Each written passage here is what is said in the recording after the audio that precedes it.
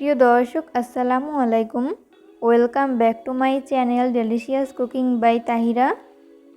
আজকে আপনাদেরকে শুধুমাত্র ময়দা আর ডিম দিয়ে খুব সহজে দারুণ মজার একটি কেক পিঠা তৈরি করে দেখাবো। আর এই কেক পিঠার রেসিপিটি একবার খেলে বারবার সবাই এটাই খেতে চাইবে, এতটাই মজার হয়ে থাকে এই কেক পিঠাগুলো। আশা করছি বরাবরের মতো আমার আজকের রেসিপিটিও আপনাদের কাছে সহজ এবং ভালো লাগবে। তো চলুন দর্শক রেসিপিটি দেখে নিচ্ছি শুরু থেকে শেষ পর্যন্ত। এই রেসিপি তৈরি করার জন্য প্রথমে একটা মিক্সিং বোল নিয়েছি। এরপরে এই বোলের মধ্যে ব্যবহার করব রুম টেম্পারেচারে থাকা একটা ডিম যদি ফ্রিজে থাকে সেক্ষেত্রে রুমের স্বাভাবিক তাপমাত্রা এনে তারপর ব্যবহার করতে হবে।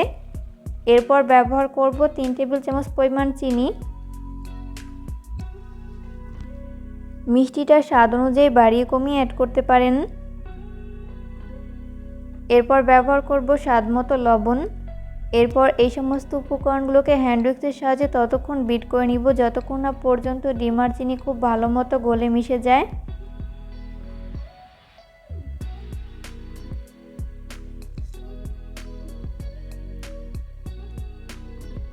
তো বিট করতে করতে একটা পর্যায়ে দেখা যাবে যে ডিম আর চিনি খুব ভালো মতো গলে মিশে গেছে। এই পর্যায়ে আমি এর মধ্যে ব্যবহার করব 2 টেবিল চামচ পরিমাণ সয়াবিন তেল।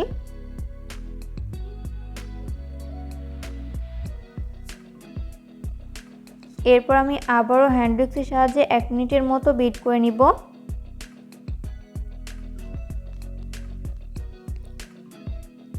তো এই পর্যায়ে বিট করে নেওয়া হয়েছে। এরপর আমি এর মধ্যে বাকি উপকরণগুলো ব্যবহার করছি মেজারমেন্ট কাপের 1 কাপ পরিমাণ ময়দা, চাইলে ময়দার পরিবর্তে আটাও ব্যবহার করতে পারেন। এরপর ব্যবহার করব হাফ চামচ পরিমাণ বেকিং পাউডার। এখানে অবশ্যই বেকিং পাউডার ব্যবহার করতে হবে, বেকিং সোডা ব্যবহার করা যাবে না। এরপর হাত দিয়ে খুব ভালো করে মিশিয়ে নিচ্ছি।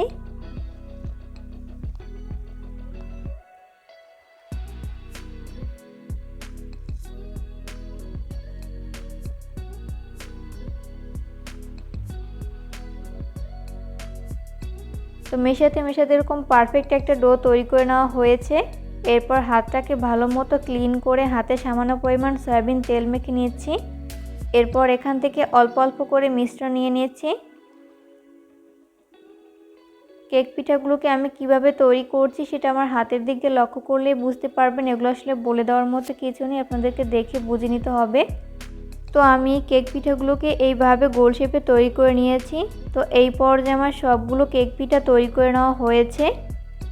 এরপর এই কেক পিঠাগুলোকে ফ্রাই করে নিব। ওই জন্য চুলায় একটা ফ্রাই প্যান বসিয়ে দিয়েছি। এরপর যথেষ্ট পরিমাণ সয়াবিন তেল দিয়ে দিয়েছি। তেল যখন মিডিয়াম আঁচে গরম হবে ওই পর্যায়ে আমি একটি একটি করে কেক পিঠার শেপ দিয়ে দিচ্ছি।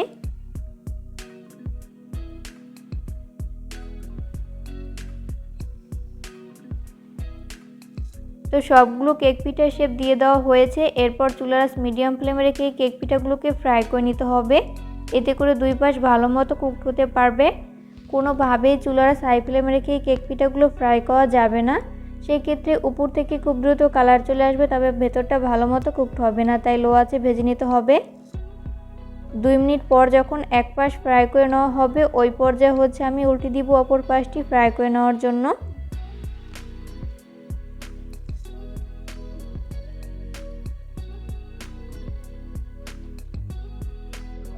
উল্টে পাল্টে কেক পিঠাগুলো যখন দুই পাশ গোল্ডেন ব্রাউন কালার করে ভেজে নেওয়া হবে ওই পর্যায়ে আমি তেল ঝরিয়ে তেল থেকে উঠিয়ে নিব।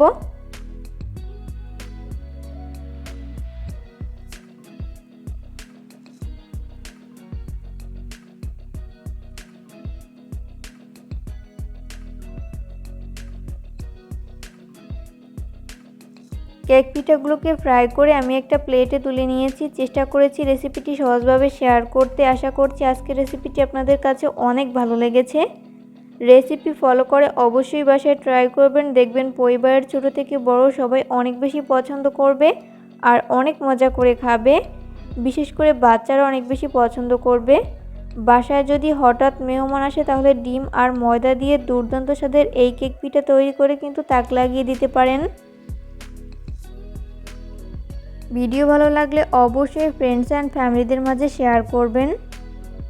তো পরবর্তী ভিডিও দেখার আমন্ত্রণ জানিয়ে আজকের মতো এখানেই বিদায় নিচ্ছি। সবাই অনেক বেশি ভালো থাকবেন। আল্লাহ হাফেজ।